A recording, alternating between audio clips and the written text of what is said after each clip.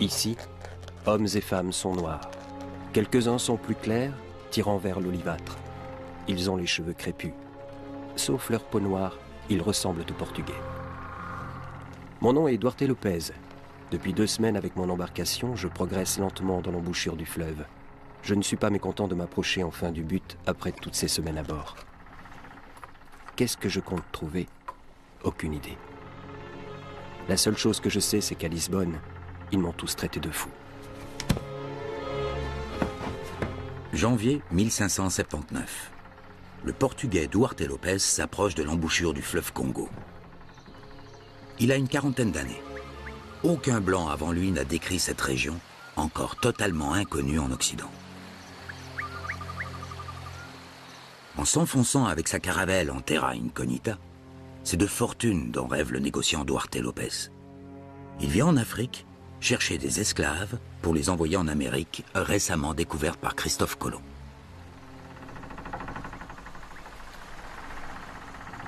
Au pays, notre roi a tranché. Au Nouveau Monde, les plantations et l'or. Au Congo, la traite des esclaves. Vu les demandes pressantes de main-d'œuvre qui nous viennent du Brésil, je pense que je pourrai rapidement creuser mon trou. L'arrivée de Duarte Lopez en Afrique et ses espoirs de réussite coïncident avec un autre rêve. Celui du pape Sixte V, qui espère faire de l'embouchure du fleuve Congo le point de départ du nouvel empire chrétien à bâtir en Afrique noire. Depuis plusieurs siècles, l'islam menace. Il faut lancer une nouvelle épopée chrétienne. Il faut contourner le mur dressé par les musulmans. Il y a des mines d'âme à exploiter, écrit Lopez dans son journal.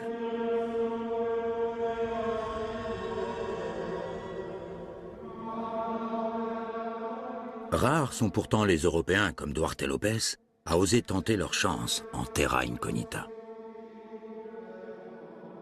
On ne recense que quelques commerçants, quelques missionnaires, parfois les deux en même temps.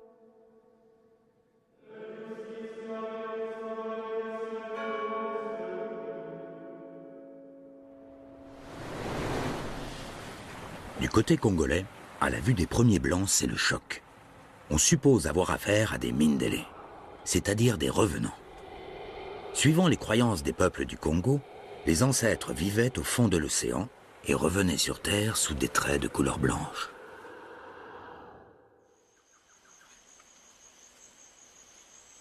Quand le Mindélé Duarte Lopez pose enfin le pied à terre, il découvre un régime dynastique assez hiérarchisé et centralisé. Ce régime repose sur des gouverneurs de province nommés et révoqués par le roi. L'installation des premiers blancs en terre africaine va faire vaciller les fondations de ce royaume ancestral.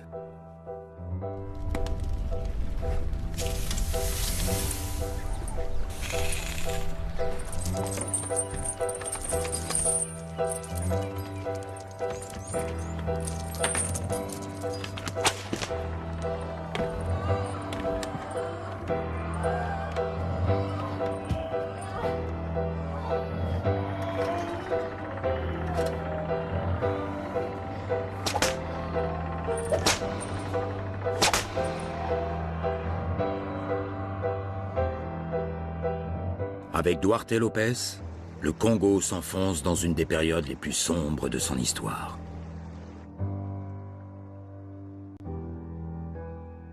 Pendant plus de 3 siècles, l'esclavage va progressivement décimer la région.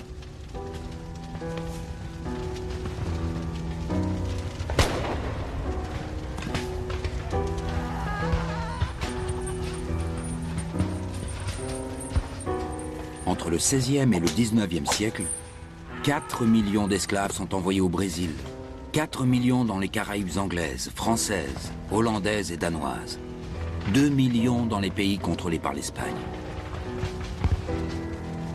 Pendant ces 3 siècles, avec la complicité de négriers arabes et africains, les Européens exporteront près de 5 millions d'esclaves par l'embouchure du fleuve Congo.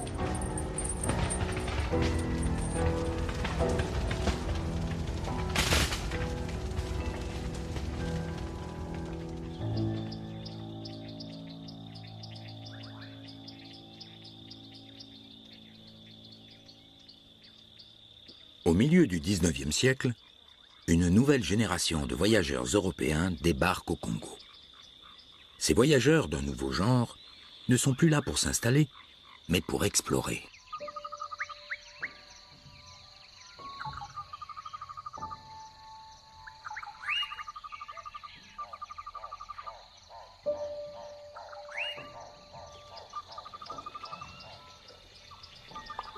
Des lettres d'explorateurs et de voyageurs choqués par ce qu'ils ont vu en Afrique. J'en ai reçu des dizaines.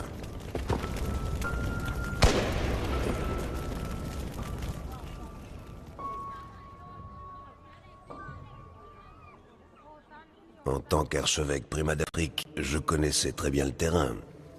Les personnalités s'adressaient spontanément à moi. Ils savaient qu'ils pouvaient me faire confiance. J'ai plus de 20 ans de brousse derrière moi.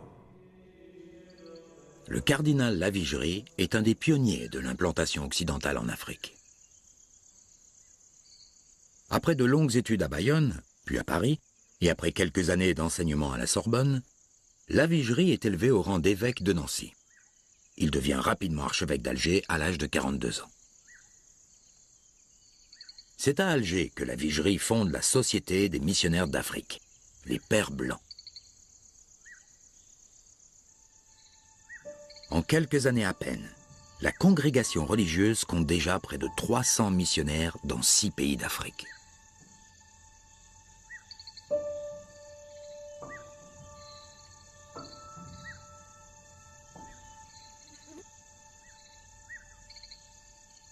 Ces différentes fonctions font de Charles Martial Lavigerie un des plus grands spécialistes de l'Afrique de son temps. Et par la force des choses, l'un des plus grands ennemis de l'esclavage. Les explorateurs sont fondamentalement opposés à l'esclavage. Ils ne peuvent plus supporter cette barbarie. L'objectif de nos voyageurs et de nos missionnaires est de combattre le fléau directement sur le terrain par la force de persuasion ou par la force du fusil si cela s'avère nécessaire.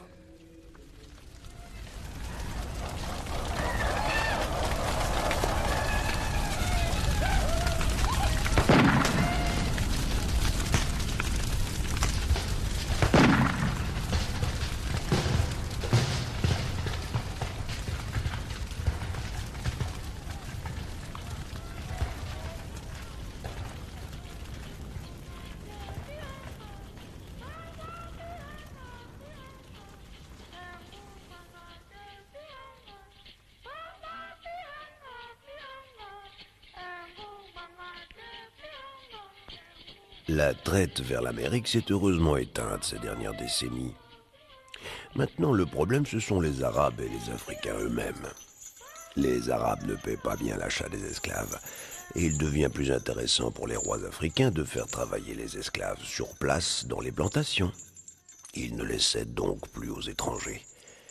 Les esclaves sont rebaptisés captifs ou serviteurs, mais ce sont des esclaves. Arrêtons l'hypocrisie.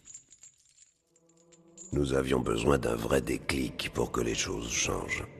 Dans mon noble combat contre l'esclavagisme, je me suis trouvé un allié de taille, le jeune roi des Belges, Léopold II.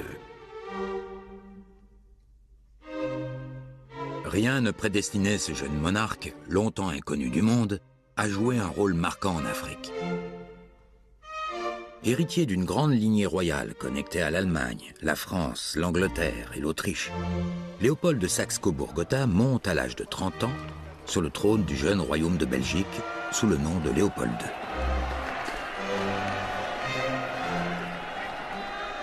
Ambitieux, boulimique, stratège, grand admirateur des puissances voisines de son petit royaume, le jeune Léopold sait qu'il doit diriger un des pays les plus prospères d'Europe, la Belgique. Dès son arrivée au pouvoir, Léopold II a une certitude. Un grand pays doit posséder une colonie. Les comptoirs et les colonies ont toujours servi les intérêts commerciaux des peuples. C'est à ces établissements que la plupart d'entre eux ont été redevables de leur grandeur passée ou présente. La Compagnie des Indes orientales de nos amis hollandais est un exemple magistral de réussite. Dans ce lieu solennel, je l'affirme avec force, nous devons nous en inspirer. L'obsession coloniale de Léopold II le pousse à s'intéresser à plusieurs régions du globe. Il tente de s'installer en Chine, à Bornéo, dans les Philippines, en Nouvelle-Guinée. Toutes ses premières tentatives de colonisation restent vaines. Mais en 1877, une nouvelle opportunité inespérée s'offre à lui. Nous devons nous procurer une part de ce magnifique gâteau africain. Avec ce nouvel objectif, Léopold II adopte un nouveau discours qui fait mouche auprès de la bonne société. L'esclavage qui se maintient sur une notable partie du continent africain constitue une plaie que tous les amis de la civilisation doivent désirer voir disparaître. Aux amis de la civilisation. Aux amis de la civilisation. Léopold II se démène pour convaincre l'Europe du caractère philanthropique et désintéressé de ses ambitions coloniales. En quelques années, le roi parvient à se positionner comme le héros de la cause anti-esclavagiste. Pas question de mentionner ses visas impérialistes. Ses objectifs sont purement humanitaires.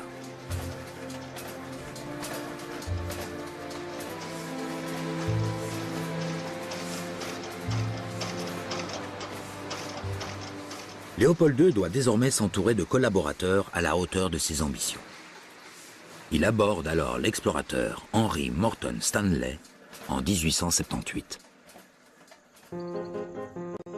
À cette époque, Stanley est déjà une célébrité de son temps. Sa réputation, l'explorateur la doit à ses coups d'audace extraordinaires et un fameux sens de l'autopromotion. Doté d'une volonté hors du commun, Stanley vient de mettre un terme à une retentissante expédition transafricaine de 3 ans quand Léopold II l'approche à son retour en Europe. Le cœur de Stanley penche plutôt pour la Grande-Bretagne. Mais celle-ci ne semble pas intéressée par la région du fleuve Congo. Léopold II se fait donc insistant et parvient à s'attacher les services de l'explorateur renommé. Au prix d'un salaire de ministre et d'une belle publicité, Léopold II renvoie Stanley, accompagné de collaborateurs belges et européens, explorer l'intérieur du territoire congolais.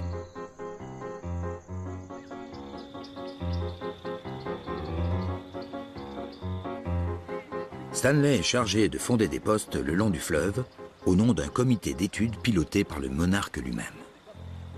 Le but est de prendre de vitesse les autres puissances européennes, elles aussi intéressées par la région. Le convoi remonte le fleuve, sous les yeux médusés des populations locales.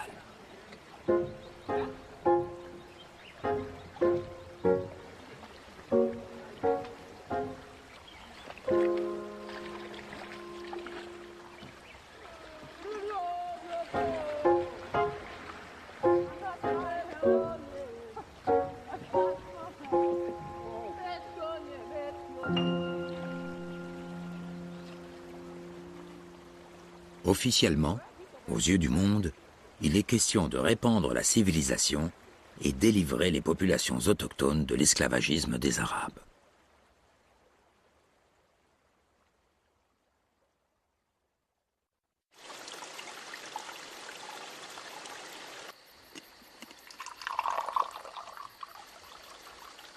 L'explorateur Stanley, je l'ai bien connu, car il est passé plusieurs fois dans mon territoire. Il a été bien content de bénéficier de mes services. Personne ne refuse l'aide de type au type. Le plus grand marchand d'Afrique centrale, riche propriétaire de plantations, haut représentant du sultan. Je suis dans le commerce de l'ivoire et de la traite depuis toujours. J'ai toujours respecté les Européens et ils m'ont toujours respecté. Ces hommes blancs, je les connaissais mieux que personne. Je savais ce qu'ils avaient en tête. Je comprenais ce qu'ils venaient rechercher ici.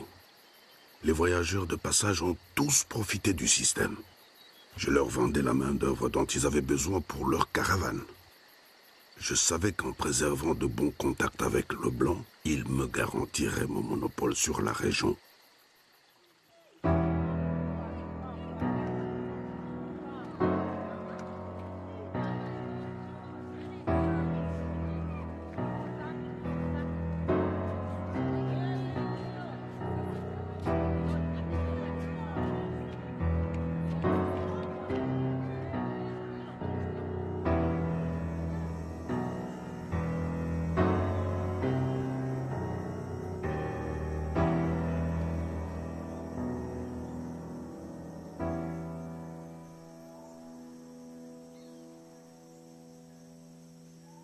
Au début des années 1880, une véritable course pour l'occupation est déclenchée pour Léopold II.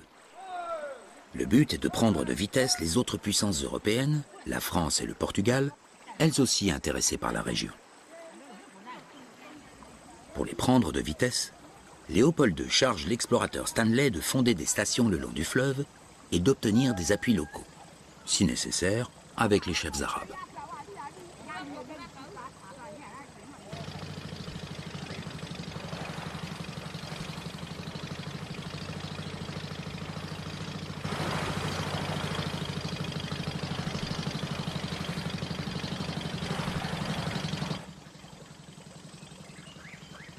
Quand l'expédition de Stanley est arrivée au Congo, j'étais encore très jeune.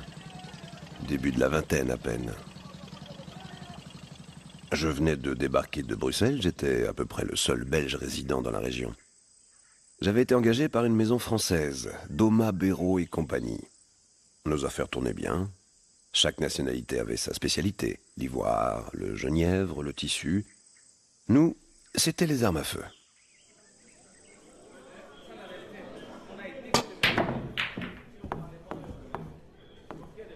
Au départ, nous ne ressentions pas la concurrence comme elle devait exister en Europe. Fréquemment, les Portugais nous envoyaient d'imposantes embarcations officielles pour bien nous faire comprendre qu'ils étaient ici, chez eux, et ce depuis toujours. Mais pour nous, ce qui importait encore à cette époque, c'était de maintenir des relations de courtoisie avec les autres Européens, pour préserver nos intérêts communs dans le commerce. Notre concurrence n'existait que sur le terrain commercial.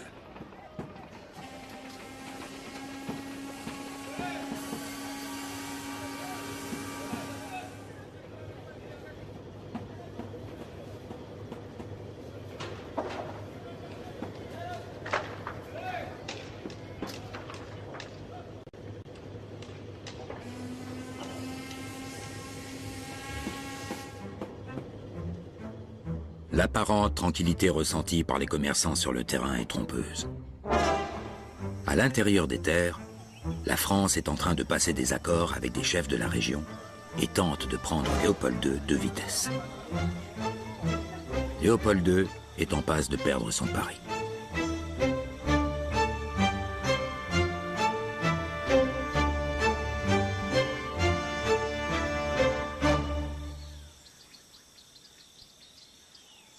Fin tacticien, le roi comprend les limites de sa stratégie.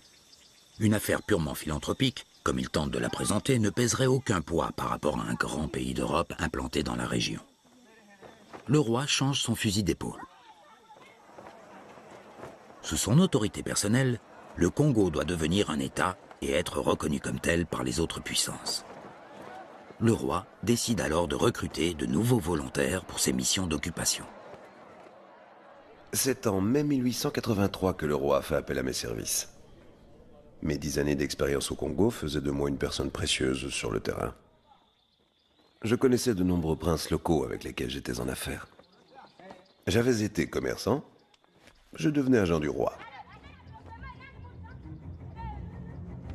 Une course contre la montre diplomatique s'enclenche pour le souverain. Sur le terrain, ses agents s'affairent. Il faut obtenir des traités des princes locaux au plus vite. Montrer que les chefs coutumiers appuient le projet du souverain belge. Un à un, je suis allé voir les rois de ma région que je connaissais tous personnellement. C'étaient les dernières signatures qu'il nous fallait encore, et j'allais les obtenir.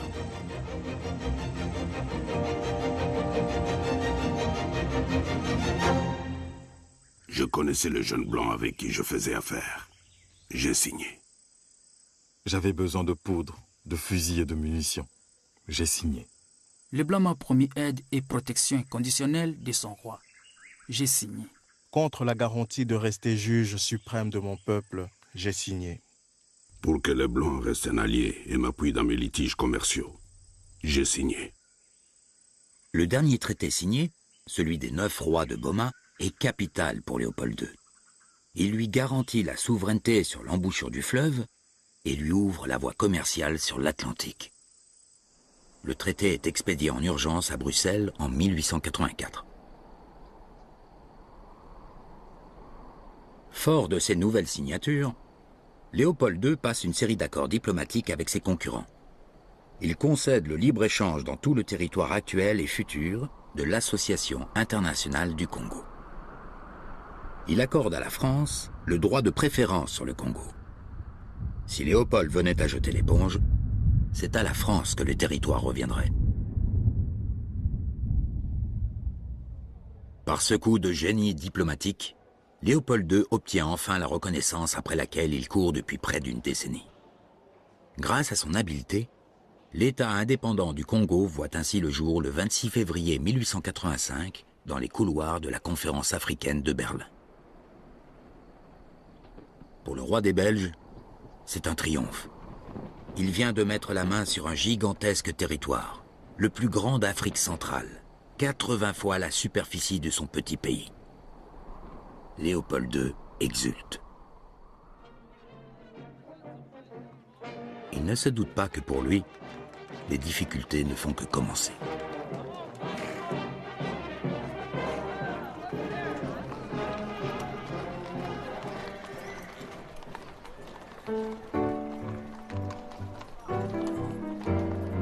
Léopold II commence immédiatement à rechercher des appuis auprès de la bourgeoisie pour l'épauler dans son projet colonial. Pourtant, dans le monde politique belge, c'est l'indifférence. Pour beaucoup d'entre nous, le Congo était alors une histoire privée qui ne concernait que le souverain et une poignée de ses collaborateurs capitalistes. En toute honnêteté, au départ, le monde politique dans sa majorité jugeait les actions du roi comme une fantaisie déraisonnable, à laquelle il ne voulait pas trop être mêlé. Nous, au Parti ouvrier belge, on avait d'autres chats à fouetter. Nous nous intéressions beaucoup plus aux esclaves blancs dont parlait le catéchisme du peuple qu'aux esclaves noirs.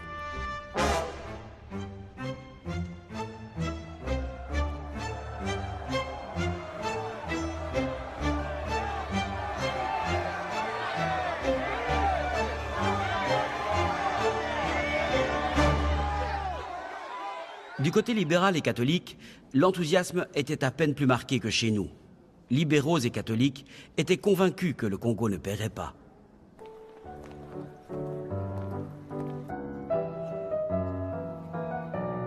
Vous avez entendu parler de la nouvelle ambition du roi? Honnêtement, je n'arrive plus à le suivre avec toutes ces déclarations. Il perd son temps. Il ne trouvera personne ici pour le suivre. En tout cas, ce n'est pas au sein du parti qu'il trouvera des appuis. Ne parlez pas trop fort, le roi pourrait nous entendre.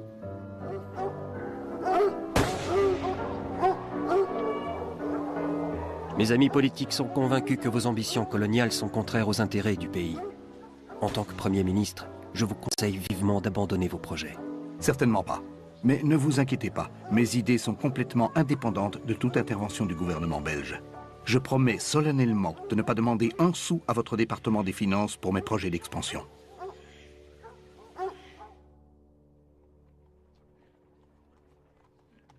En dépit des conseils de prudence de son entourage, Léopold II est enivré par l'énormité de son projet. Il s'emporte et prend d'énormes risques financiers. Il jouit, il est vrai, d'une gigantesque fortune personnelle. Il a beaucoup investi dans les grandes sociétés belges. On estime son portefeuille en actions à 50 millions de francs, soit plus de 200 millions d'euros au cours actuel, sans compter ce que lui rapporte sa fortune immobilière. Le roi était certes l'un des monarques les plus riches d'Europe, car c'était un homme d'affaires adroit. Mais très vite, le gouffre financier l'a aspiré. Ses campagnes de propagande et ses événements mondains lui coûtaient une fortune. Ce ne sont pas les 400 000 francs rassemblés par le roi auprès des souscripteurs internationaux qui allaient couvrir la dépense. C'est l'emprunt du roi de 2 700 000 francs chez Rothschild qui lui a permis de tenir le coup au début et payer ses agents sur le terrain.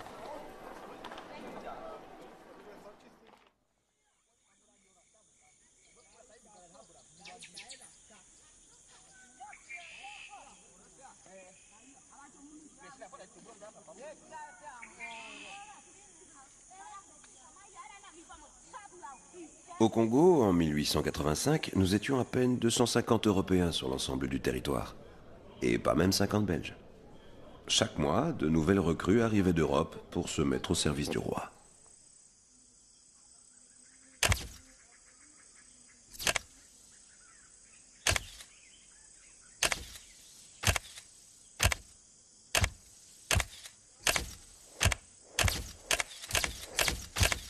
Notre mission pouvait se résumer en un mot. L'occupation efficace.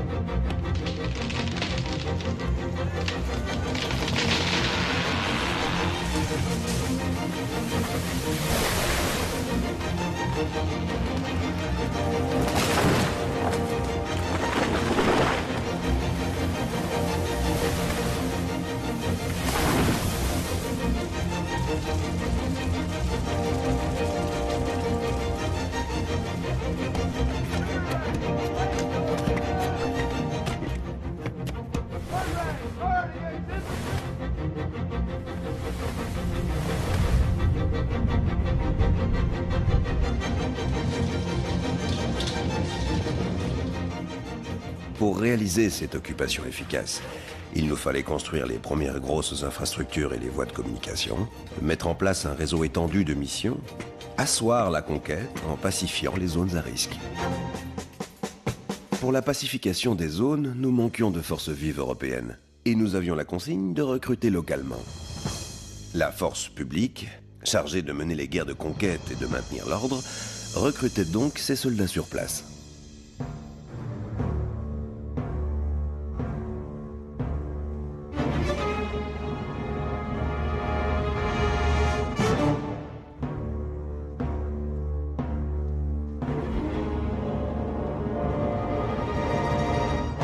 Libérés, esclaves, marginaux.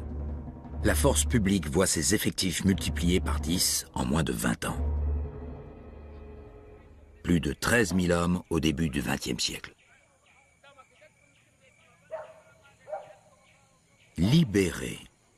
Voilà la désignation de ces nouvelles recrues au service de Léopold II et qui serviront aussi pour l'exécution des grands chantiers de construction. Dans un rapport, le juge de Zager constate: le libéré est enchaîné. Soit. C'est une nécessité.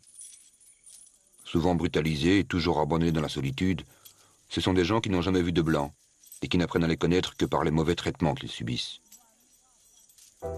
Je leur explique en riant qu'ils sont à la chaîne par nécessité, parce que d'autres s'étaient enfuis, mais qu'on les amènerait dans une autre région et que là ils seraient soldats, comme ceux qui les gardent maintenant.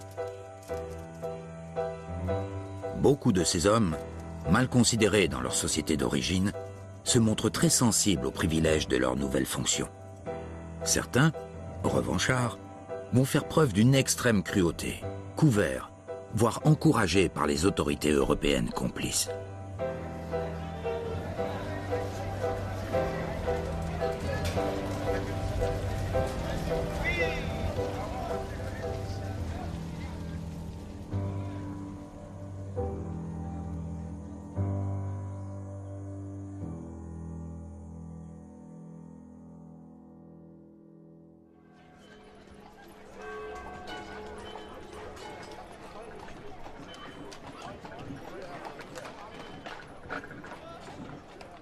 En Belgique, Léopold II est conscient des difficultés qui s'accumulent sur le terrain. Et il rencontre toutes les peines du monde à convaincre le monde des affaires à se lancer avec lui dans le développement économique du Congo. Les rares capitaux privés belges et étrangers ne suffisent pas à couvrir ces investissements. Malgré sa promesse de ne rien demander à la Belgique, le roi se voit contraint de faire appel à la générosité de l'État belge. En 1890, il obtient de l'État un gigantesque prêt sans intérêt de 25 millions de francs, soit l'équivalent d'un quart des recettes fiscales annuelles du pays. Si le roi ne peut plus rembourser, il devra céder le Congo à la Belgique.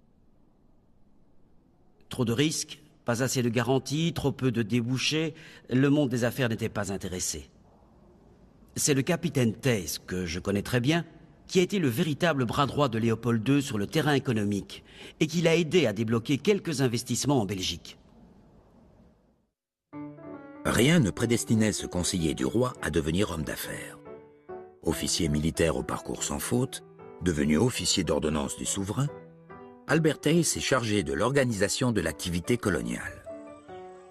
Il se démène alors pour convaincre la bonne société bruxelloise et anversoise du potentiel congolais. La Belgique doit investir dans le chemin de fer avant que les capitaux anglais ne la prennent de vitesse. Selon Theiss, il suffirait de construire un chemin de fer pour relier la mer au centre du pays et le Congo se transformerait en mine d'or. Majesté, vous ne pouvez pas accepter l'argent que vous offrent les Anglais. Je vous promets de trouver 1 million en Belgique pour étudier l'affaire. Si je réussis, j'irai moi-même installer les premiers rails. L'appui de Theiss a été décisif pour faire basculer l'élite financière, au départ très réticente à investir le moindre franc dans la colonie.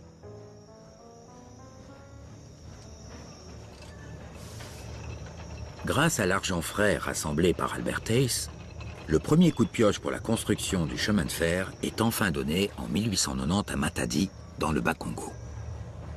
Le chantier est immense. 8 années sont nécessaires pour relier les 400 km qui séparent Léopoldville de Matadi. Les conditions de travail sont insoutenables. Les travailleurs sont surveillés par un corps militaire composé de 200 hommes. Parmi les forçats du chemin de fer congolais, mais aussi sierra-léonais, sénégalais, libériens ou chinois, des centaines meurent à la tâche.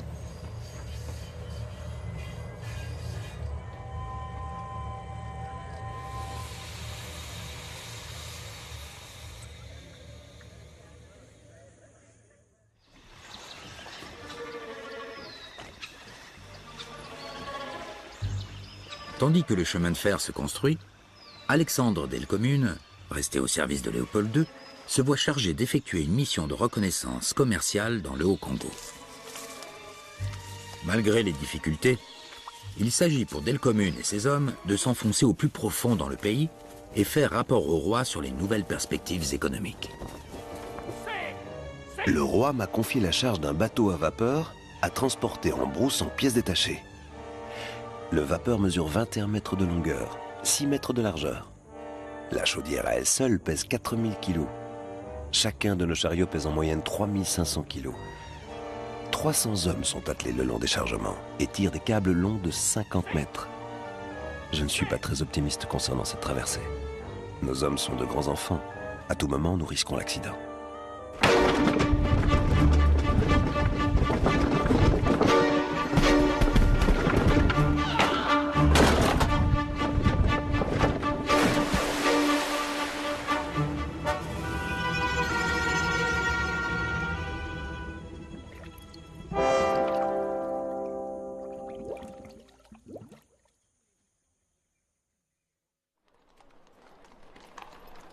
L'activité frénétique de Léopold II au Congo lui coûte une fortune. Début des années 1890, le roi est au bord du désastre économique et de la faillite personnelle. Mais Léopold II est un stratège hors pair. Après avoir épuisé ses cartes en Belgique, c'est vers l'étranger qu'il se tourne pour obtenir de l'aide. Quand Bruxelles accueille la conférence internationale anti-esclavagiste début 1890, le souverain en profite pour exposer brillamment ses objectifs philanthropiques devant la bonne société occidentale. Il doit, dit-il, renforcer les troupes en place pour combattre les esclavagistes arabes qui menacent la civilisation.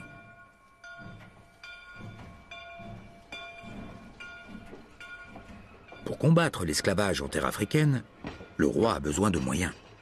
Il doit pouvoir lever l'impôt et mettre fin au libre-échange.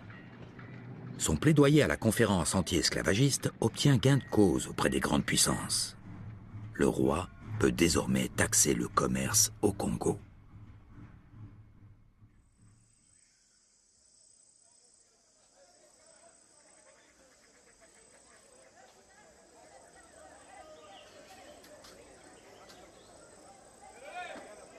Après avoir collaboré pendant des années, après avoir fait de bonnes affaires et respecté mes promesses, après avoir donné des conseils commerciaux, après avoir préservé la stabilité politique de la région, du jour au lendemain, nous les Arabes, nous sommes devenus les ennemis à abattre. Les Blancs ont décidé qu'ils n'avaient plus besoin de nous, que nos affaires étaient désormais interdites, que ce qui s'est pratiqué depuis des siècles devait s'arrêter.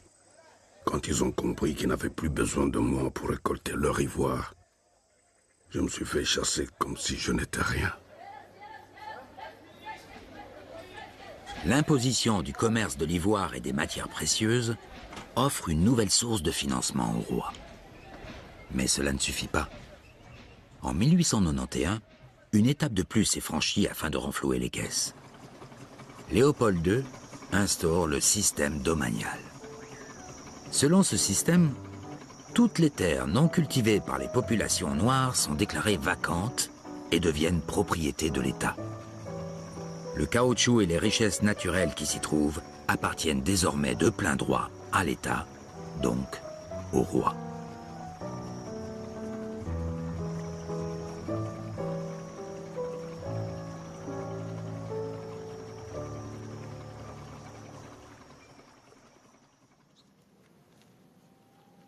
Au Congo, les agents du roi ne savent encore rien de ce qui se décide en Europe.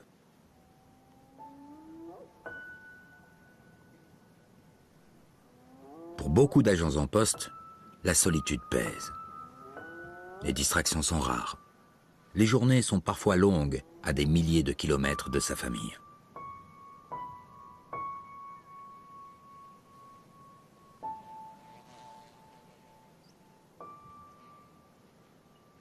Les premières femmes blanches accompagnant leur mari sont encore très rares. Dès lors, toute une génération d'enfants métis voit le jour. Alexandre Delcommune devient lui-même le père d'une petite fille métisse, issue de son alliance avec une famille de notables congolais.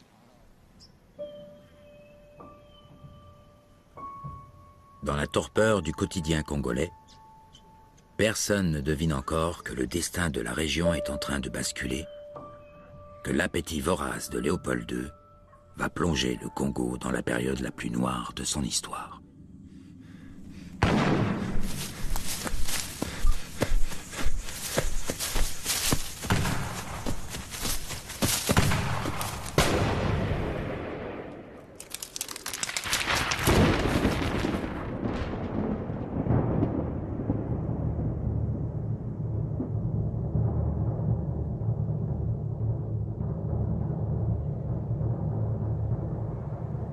Pour asseoir leur mainmise sur le Congo, Léopold II et ses hommes doivent se déployer sur tous les fronts. L'objectif qui importe désormais pour les nouveaux agents que Léopold II envoie sur le terrain est d'occuper les zones dépeuplées pour ne pas se les faire déposséder par les autres puissances coloniales qui le concurrencent. Bloquer les Français dans le nord Ubangi, les Anglais dans le sud Katangais, mater les rébellions des chefs au Kwango, chasser les Arabes du territoire Swahili.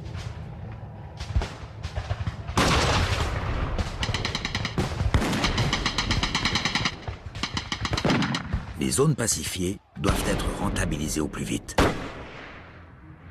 Les agents du roi reçoivent la consigne de punir les villages qui se rebellent.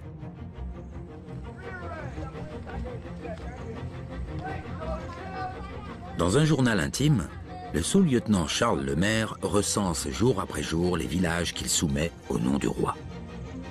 28 mars 1891, arrêt à Bolébo, accueilli par des lances et des fusils. Village brûlé. 20 avril 1891, attaque des villages Ikengo. Le chef Ekele est tué et jeté à l'eau. 14 juin 1891, refus d'El Oliva de venir à la station. Attaque dans la pluie, 15 Noirs tués.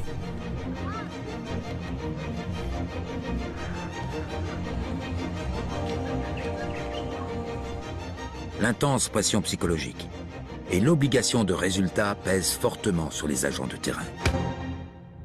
De nombreux agents se réfugient dans l'alcool et la violence gratuite. Les pendaisons arbitraires s'enchaînent.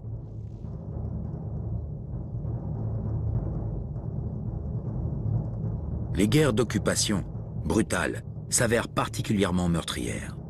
Les militaires, à bout de force, se révoltent à plusieurs occasions contre l'autorité coloniale.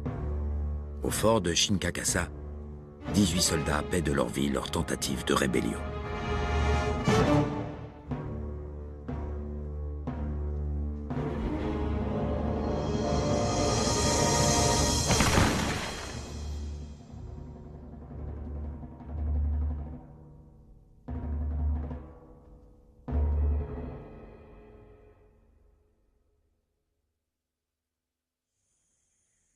c'est la récolte de caoutchouc qui connaît les abus les plus intolérables.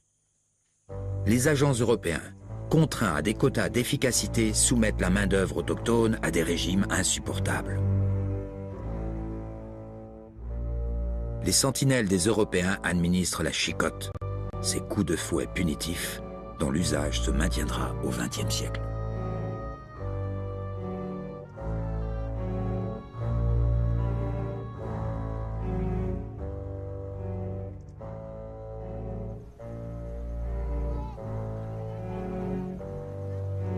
Toute velléité de désobéissance doit être matée. Châtiment corporel, prise d'otage, exécution sommaire, campagne punitive. Nous ne reculons devant rien pour atteindre nos objectifs.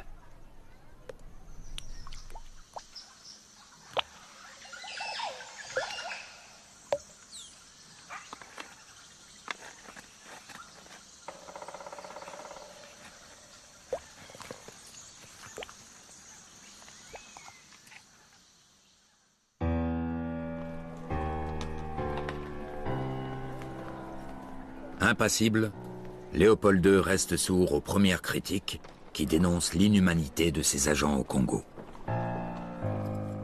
En 1897, il organise un grand événement à la gloire de son œuvre congolaise. Une exposition coloniale à laquelle se rendent 1 million de visiteurs enthousiastes.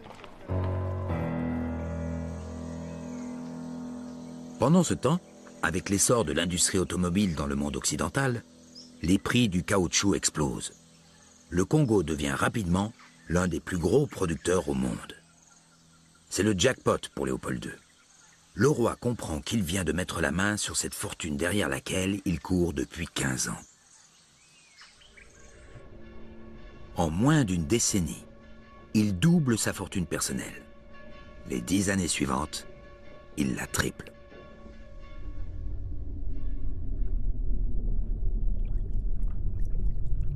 Pendant que Léopold II, roi créateur d'empire, bâtit de somptueuses constructions en Belgique avec son magot, l'expansion continue.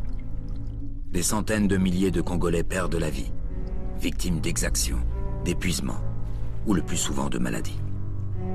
En 40 ans de conquête, on estime que la population congolaise aurait pu diminuer de moitié.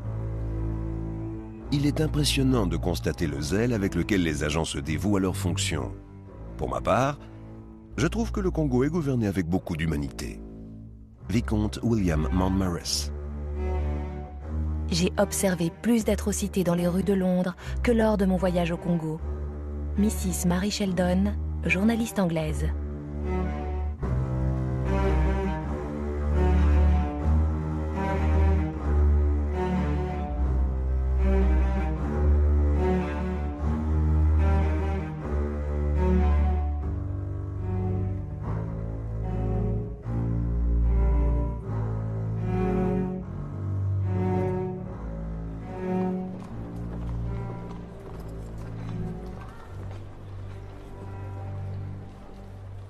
Malgré un discours colonial officiel toujours aussi triomphant, l'étau se referme lentement sur Léopold II. Au début du XXe siècle, les attaques commencent à se faire virulentes.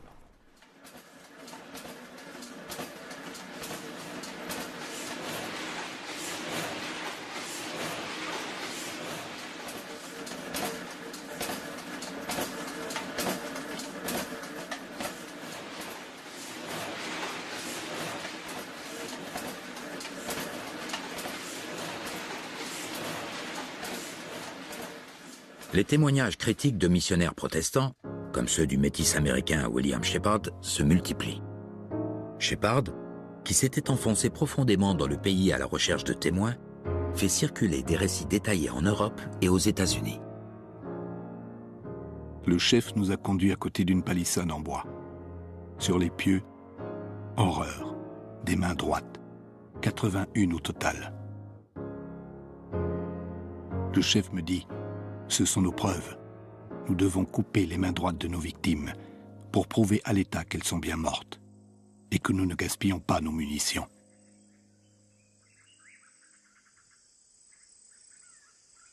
Mais c'est de Grande-Bretagne que vient le coup fatal aux campagnes de Léopold.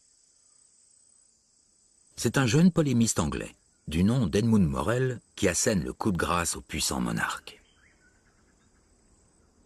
À l'âge de 18 ans, Morel entre au service d'une importante firme de transport maritime à Liverpool, la Elder Dempster. Une des lignes de cette société dessert le Congo via le port d'Anvers.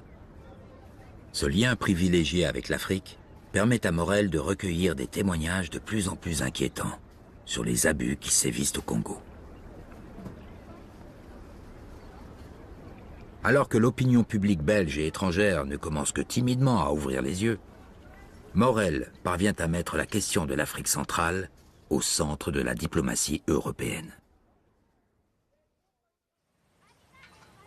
Pour moi, il s'agissait avant tout d'un problème de droits humains, de conscience et de responsabilité collective.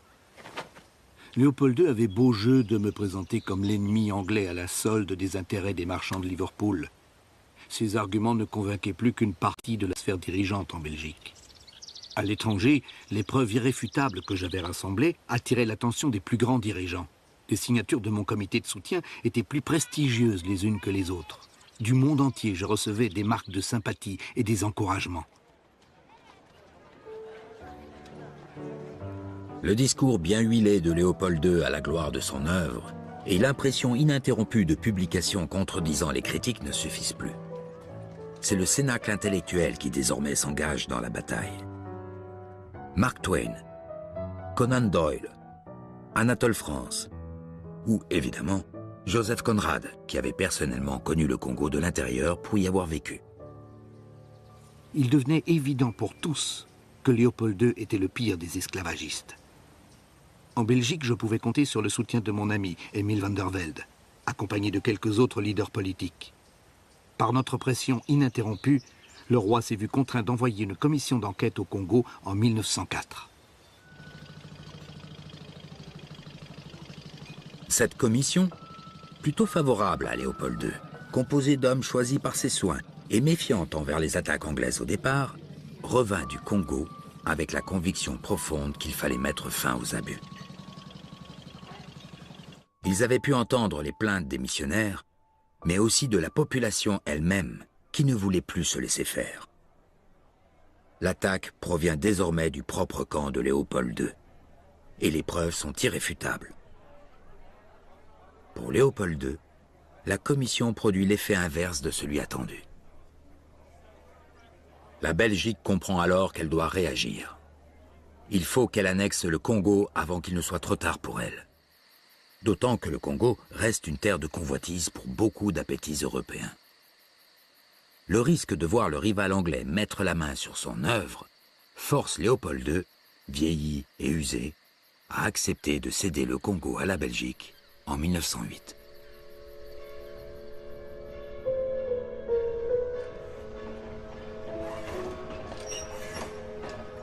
Avec cette concession royale, la mission de Morel s'achève sur une victoire éclatante. De son côté, le vieux roi se retrouve à nouveau isolé, comme au début de l'aventure congolaise.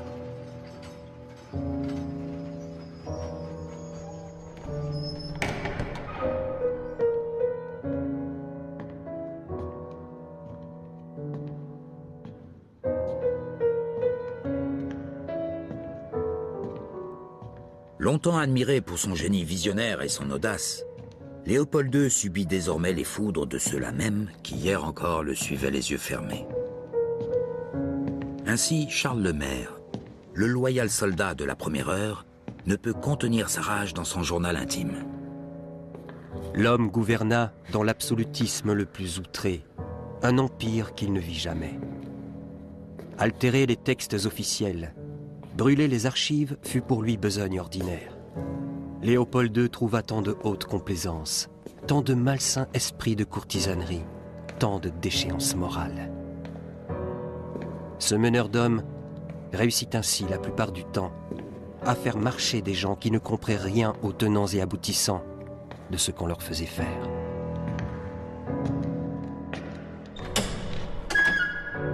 En acceptant l'héritage douteux de son souverain, la petite Belgique entre brutalement dans le cercle fermé des puissances coloniales.